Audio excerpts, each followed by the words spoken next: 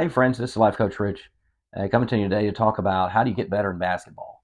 I coached basketball for a long time, all the way from 10 and under through varsity. And so, um, time and time again, people sometimes ask, well, how to get better? So there's a few things as far as getting better.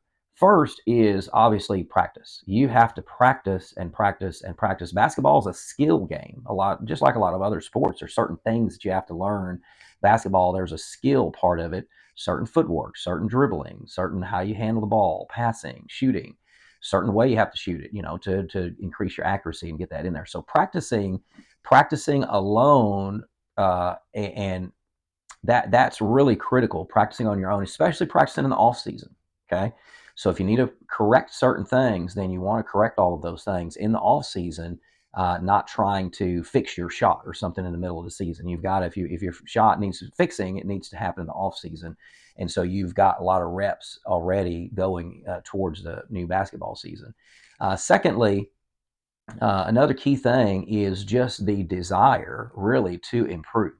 A lot of times people want and think about getting better, but they don't actually put in the time and work and sweat to practice to get better.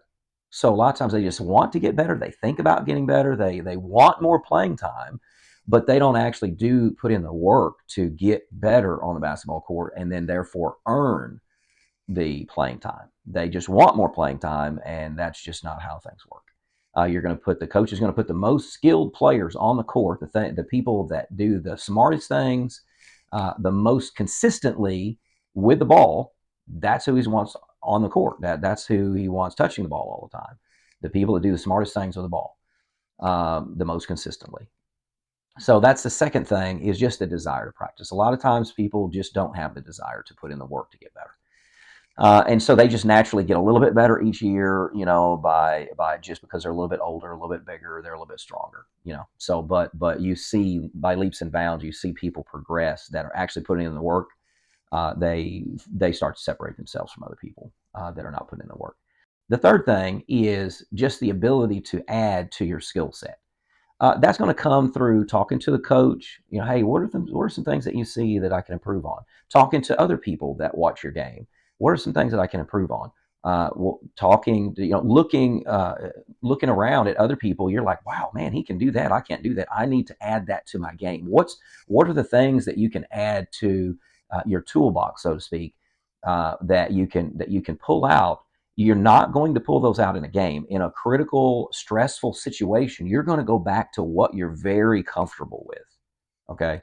So if you haven't practiced to the point of getting comfortable with dribbling with your left hand, so to speak, or driving left, if you're a right-handed dribbler, you won't be comfortable in those kind of situations. And so, or you might have five different moves that you can do, but you always do a crossover. So in stressful situations, you always do a crossover. So if the defense starts to see that pattern and know, well, then when they're trying to trap you or something, they know you're about to do a crossover. They're going to try to tick the ball and get a transition layup.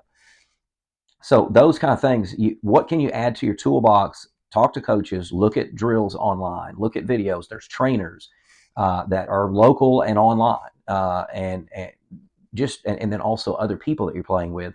Hey, how are you doing that move? Can you show me that? A lot of times people are so willing to help out and show you something, and then so you have to put in the work to practice it to become comfortable with it before you will ever start using it in games. Last thing is playing basketball. So you're not waiting for the basketball season to play. You don't take a few months off and just go and shoot every now and then, and then get to the next actual basketball season and think that you're going to get a lot better. You're not going to get better because you didn't put in the work.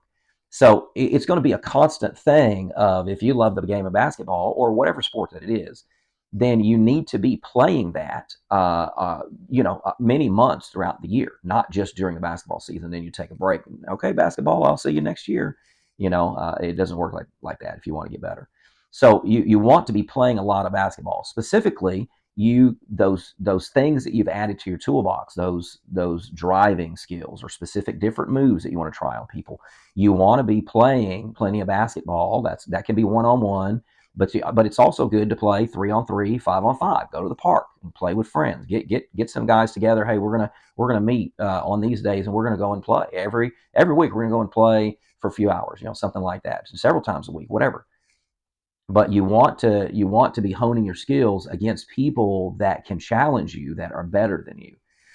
That's the key. A lot of times, if you're continuing to play the same people and you're kind of one of the best of those, it doesn't really make you better. So you've got to be playing basketball, and specifically play basketball with people that are better than you. You get better in a pressure game, in an actual game, when there's a referee there. You get better at handling the pressure of that game, but you don't get better at the moves and adding things to your game.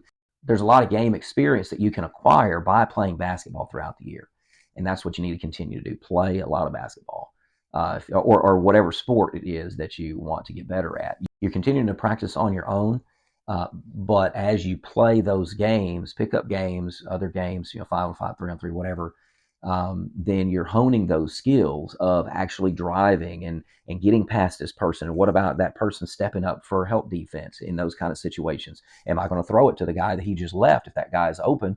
Am I seeing that those kind of things, or am I going to kick it out to him over there in the corner because he's wide open, he's ready to shoot it? So those kind of scenarios, those kind of situations, you want to continue to challenge yourself with, and that comes through playing basketball. You can shoot a lot and practice a lot, and those are going to hone your skills as far as what you can personally do with the ball. But basketball is always changing. The offense is always changing. Defense is always changing in the middle of a game. They'll start adjusting, and maybe they'll switch to a different defender because that guy's getting us and we need to kind of slow him down. So it's always adapting, and you have to adapt as well. And you're going to be able to adapt faster whenever you've been playing a lot of basketball, 1-on-1, 3-on-3, 5-on-5, with friends, going to the park, playing pickup games, that kind of stuff. Or if you have an opportunity to do an AAU team or something like that as well, that might be beneficial in the off season to continue those skills. But you really get better. You really get better by doing those things yourself and practicing yourself. And that's when, in a game that has referees in it, then that's when you can show the new skills that you have once you become comfortable with them, the new things that you can do, because you've been making a lot of those decisions and stuff. You've already been playing a lot of games, so you're familiar with making those decisions. So just because you add a referee on there, not that big of a deal. You're used to the competition. So those are my helpful tips for you, and hopefully that's helpful for coaches as well, related to how you can advise your players to increase. They come to you and say, "Hey, what do I need to do to get better?" Those are the things you need to do to get better, and hopefully that's helpful for the players as well. Because I'm talking to you just like I would talk to one of my players. So hopefully that's helpful. We need to continue improving together. It's Life Coach Rich. Thanks for watching, and we'll see you next time.